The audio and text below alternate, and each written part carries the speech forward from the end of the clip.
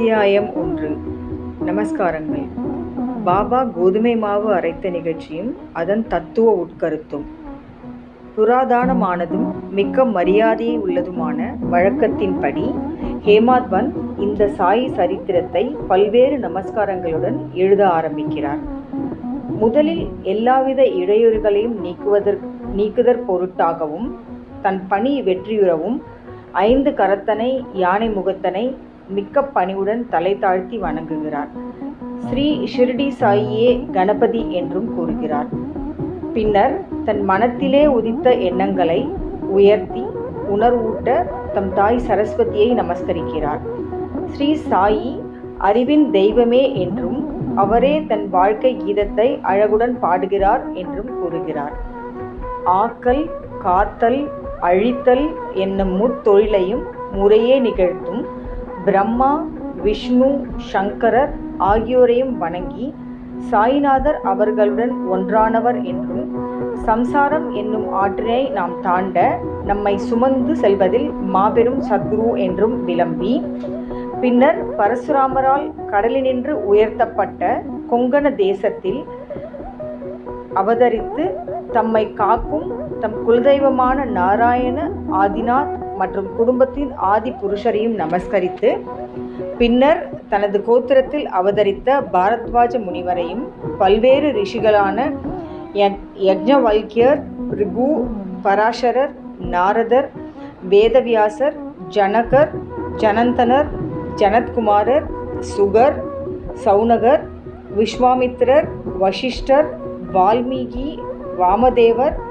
ஜைமினி, வைசம்பாயனர், நவயோகீந்திரர் முதலியோரையும் நவீன மகான்களாகிய நிவ்ருத்தி, ஞானதேவர், ஷோபான், முக்தாபாய், ஜனார்த்தனர், ஏக்நாத், நாமதேவர், துகாராம், கனகர், நரஹரி முதலியோரையும் பணிந்து தலை வணங்கி, பிறகு தனது தாத்தாவான சதாசிவரையும் தகப்பனாரான ரகுநாதரையும் தம் இளம் வயதில் மறைந்த அன்னை மற்றும் அவரை வளர்த்த அத்தை, அன்பிற்குரிய அண்ணன் ஆகியோரையும் வணங்கி, பின்னர் படிப்பவர்களை வணங்கி தமது பணிக்கு முழு அன்பையும் சிதையாத கவனத்தையும் கொடுத்தருள வேண்டிக் கொண்டு, கடைசியாக தனது ஒரே அடைக்கலமும் பிரம்மரே மெய்ப்பொருள், பாரனைத்தும் மாயத்தோற்றம் என்று தனக்கு உணர்விக்கின்ற ஸ்ரீ தத்தாத்ரேயரின் அவதாரமான சத்குரு ஸ்ரீ சாய்பாபா அவர்களை நமஸ்கரித்து,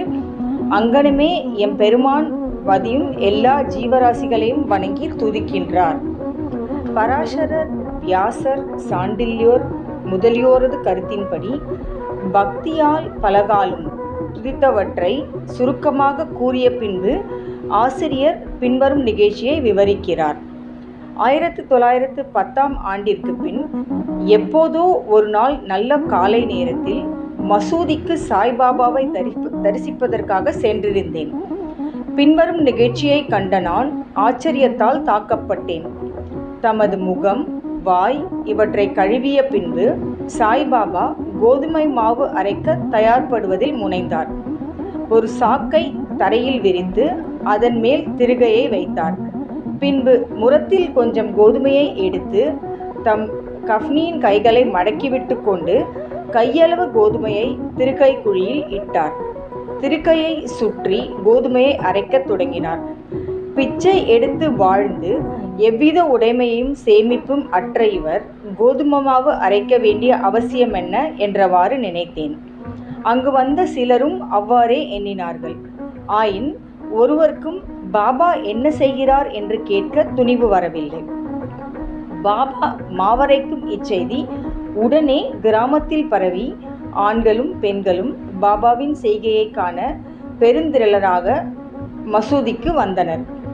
கூட்டத்திலிருந்த தைரியம் உள்ள 4 பெண்மணிகள் வலிய நுழைந்து பாபாவை ஒரு புறம் ஒதுக்கிவிட்டு திருக்கையின் கைப்பிடியை பற்றி பாபாவின் லீலைகளை பாடியவாறு மாவரைக்கத் தொடங்கினர்.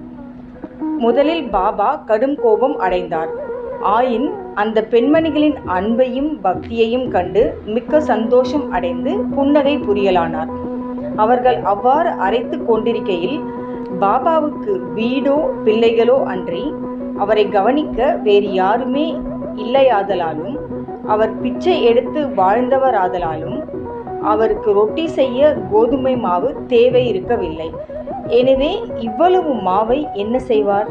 ஒருவேளை பாபா அன்பா இருக்கும் காரணத்தால் இம்மாவை நமக்கு பகிர்ந்து கொடுத்து விடுவார் என்றவாறு எண்ணமிட்டபடி பாடியவாறே அரைத்து முடித்து திருக்கையை ஓரத்தில் நகர்த்திவிட்டு கோதுமை மாவை 4 பிரிவாக பிரித்து ஆளுக்கு ஒவ்வொரு பகுதியாக எடுத்துக்கொள்ள தொடங்கினார்கள். இதுவரை அமைதியாகவும் அடக்கமாகவும் இருந்த பாபா கோபமடைந்து, பெண்களே, உங்களுக்கு பைத்தியம் பிடித்து விட்டதா? யாருடைய அப்பன் வீட்டு பொருளை இவ்வாறு அபகரிக்கின்றீர்கள்? நீங்கள் தடங்கல் இன்றி மாவை எடுத்து செல்வதற்கு நான் முன்னம் உங்களிடம் கடன் பட்டிருக்கிறேனா என்ன? தயவு செய்து இப்போது இதை செய்யுங்கள். இம்மாவை எடுத்துச் சென்று கிராம எல்லைகளில் கொட்டிவிட்டு வாருங்கள் என்றார்.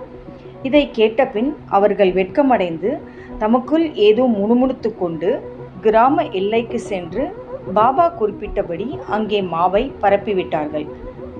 பாபா செய்த இவைகளெல்லாம் என்னவென்று ஷிரடி மக்களை வினவினேன். காலரா நோய் கிராமத்தில் பரவிக்கொண்டு இருப்பதாயும் இது அதையே எதிர்க்க பாபாவின் பரிகாரமாகும் என்றும் கூறினர். கோதுமை அரைக்கப்படவில்லை, காலராவே அரைக்கப்பட்டு கிராமத்திற்கு வெளியில் கொட்டப்பட்டது. இந்நிகழ்ச்சியின் பின்னர் காலரா மறைந்து கிராம மக்கள் மகிழ்ச்சியுற்றனர். நானும் இவற்றையெல்லாம் அறிந்து கொண்டதில் மிக்க மகிழ்ச்சி அடைந்தேன். ஆனால் அதே சமயம் எனக்கு ஆச்சரியம் விளைந்தது. காலராவுக்கும் கோதுமை மாவுக்கும் பூவுலகில் உள்ள ஒற்றுமை யாது? சாதாரணமாக அவைகளுக்கு உள்ள உறவு என்ன?